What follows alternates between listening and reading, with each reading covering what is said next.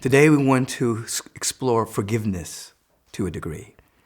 There's no one that goes through the human incarnation that doesn't experience betrayal, doesn't experience where it appears as though someone has done us wrong, said something about us, did something to us inadvertently, on purpose. And so mastering the art and the science of forgiveness is necessary to move through life.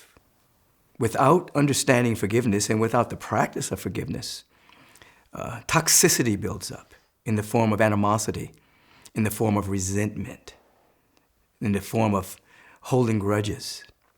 That blots your perception, and that perception then creates further experience, which will bring you down to a degree. So I like to say that all forgiveness, 100% of it, is self-forgiveness. Because in the practice of forgiving, you're releasing the toxicity. You're releasing thought forms that are producing toxic chemicals of the body temple, the mental body, and the emotional body, and it's obscuring your vision. It allows you to develop certain patterns of reactivity in the world rather than a responsiveness from the source of creation that's within your very soul. So an individual that learns to forgive is a very strong being. The strongest people on the planet are people that carry the frequency of forgiveness and kindness and compassion.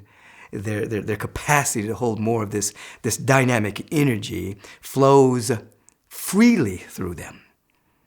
And so forgiveness also assists in eliminating debt in your life. Now, why do I say that? If you're holding an unforgiveness and you're saying to yourself, somebody owes me something. They did this to me, they owe me an apology. They owe me this or that or the other. Your message to the universe and its law says that you don't have something, that you're missing something. And then that becomes a dimension of your personal law. I don't have something and I'm missing something. And then what happens? That begins to manifest as debt. It begins to manifest as lack in your life. You're actually using the law of what is called mind and action in reverse. Instead of coming to an understanding that you're filled to overflowing with everything that you need and that you're here to discover, activate, and ultimately express it, you're blocking it with the dynamic of unforgiveness. So forgiveness is self-forgiveness. And please understand that when you forgive another, you're not letting the person off the hook for what they did to you. They're still going to have to come to grips with whatever they said or whatever they did. They're going to have to go through their own transformation. They're going to have to go through their own awakening in order to change. And however life brings that to them, that's up to life and life's laws. It's not your job. Your job is to unhook yourself from it emotionally. Your job is to unhook yourself from it mentally, so that as you cut yourself free from that experience through the power of forgiveness, the trajectory of your life changes. You're able to say in substance, where that individual is concerned, they can't determine your destiny. What they did and did not do cannot determine your happiness, your success, your health, your well-being, your prosperity. No. You have cut the emotional cord through the power of forgiveness. So remember, 100% of forgiveness is really self-forgiveness, because you're letting go of toxicity. You're letting go of those toxic thought forms that are manifesting as symptoms in the body temple, mental aberrations, and perceptions. And so we want to have forgiveness as a way of living. Oftentimes, I tell people that before you go to sleep at night, you just stop and you just scan your day. And you notice, are you holding any little grudges, any little unforgivenesses, any little resentments? They build up after a while, you know. But you just notice where they are or if they're in you. And before you go to sleep at night, you consciously release it. You consciously paint a mental picture of releasing that individual to their own good. You don't want to hold on to it.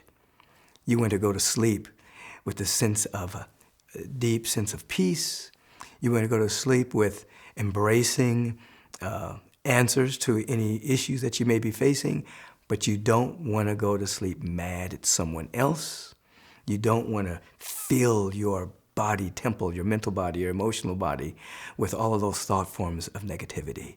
It's not good for you. You want what's good for you. So in the consciousness of forgiveness, we're giving forth. Forgiveness is giving forth. We're giving an affirmative energy where a so-called negative energy may have come in our direction. And because we're vibrational beings, when you learn to give forth an affirmative energy, you're lifting your frequency. And then the lower energies that come at you can't touch you because you're not vibrating at the same speed. You're lifting yourself and ultimately becoming impervious to other people's thoughts about you, their perceptions, what they say about you. You're not living in that world. You're remembering what Albert Einstein said when he was asked one time regarding the hate that was shot in his direction as he began to explore the theory of relativity and the great changes it was having in science. There was a lot of jealousy around him, a lot of envy, a lot of back-talking about him. And they asked him how he dealt with it. And he said, in substance, that the arrows of hate had been shot in his direction many times, but they couldn't touch him because they came from a world in which he did not inhabit. When you live in the frequency of forgiveness, your vibration is lifted. You're not living in the world where the arrows and slings are coming from. You're living in a different frequency, impervious to the negation that appears to be coming your direction. So take heart. The strongest people on the planet know how to forgive, and it becomes a way of living. This is our challenge. This is our way. Thank you. Hey, thanks for watching. If you like this interview from the Commune podcast, then click subscribe and check out this video right here.